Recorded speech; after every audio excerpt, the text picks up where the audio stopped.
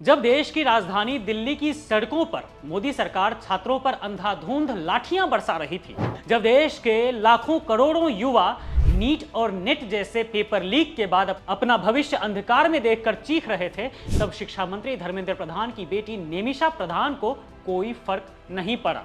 तब उन्हें कोई दर्द नहीं हुआ, तब वो डिप्रेशन में नहीं गई।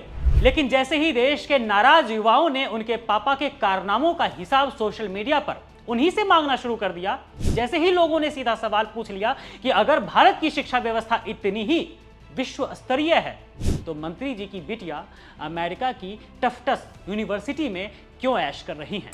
बस इतने में ही मोहतरमा का पारा 7वें आसमान पर चढ़ गया। तीखे सवालों की जरा सी आंच क्या लगी, मैडम ने तुरंत डिप्रेशन का रोना रोया और चुपके से अपना इंस्टाग्राम अकाउंट डिलीट करके दुम दबाकर भाग निकले। मतलब सोशल मीडिया पर 4 सवाल क्या पूछ लिए गए तो मंत्री जी की बिटिया अमेरिका के वातानुकूलित कमरों में बैठकर डिप्रेशन की शिकार हो गई।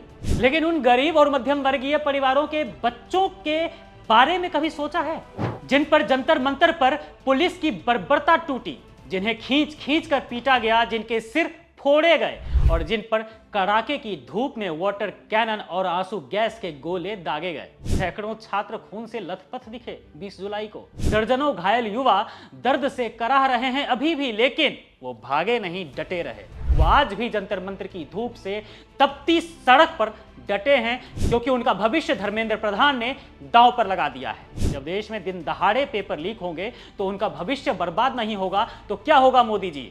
और सबसे बड़ा सवाल तो यही है कि जब देश के शिक्षा मंत्री धर्मेंद्र प्रधान खुद अपनी औलाद को भारत के एजुकेशन सिस्टम पर भरोसा करके यहाँ नहीं पढ़ा सकते तो देश के आम बच्चों को किस मुंह से ज्ञान बांट रहे हैं? लेकिन अकेले धर्मेंद्र प्रधान ही क्यों? पूरी बीजेपी सरकार का यही दोहरा चरित्र है। देश के प्रधानमंत्री नरेंद्र मोदी जी को तो वैसे भी देश के बच्चों के दर्द से कोई मतलब नहीं है, क्योंकि उनके खुद के बच्चे हैं नहीं। तो उन्हें क्या पता कि जब एक माँ बाप का बच्चा सड़क पर लाठियां खाता है तो दिल पर क्या बीतती है। बाकी के जितने भी बीजेपी मंत्री और सांसद देशभक्ति का ढोल पीटते हैं, उनके अपने बच्चे कहां हैं?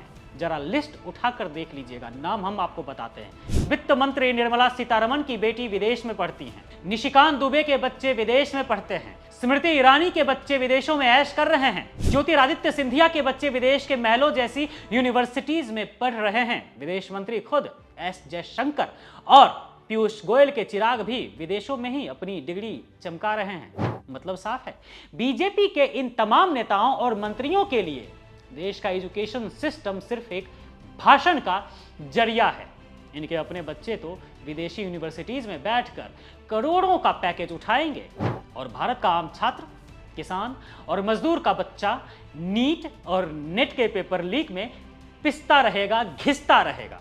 जब वो अपने हक की बात करेगा तो उस पर पुलिसिया कहर बरपाया जाएगा, लाठियां भाजी जाएंगी और अगर जनता इन मंत्रियों से सवाल पूछ ले तो इनके बच्चे डिप्रेशन का बहाना बनाकर भाग जाएंगे। यह कैसी देशभक्ति है मोदी जी, धर्मेंद्र प्रधान जी, एस जयशंकर जी, ज्योतिरादित्य सिंधिया जी, स्मृति ईरानी जी, पीयूष गोयल जी, कैसी ये देशभक्ति है बताइए।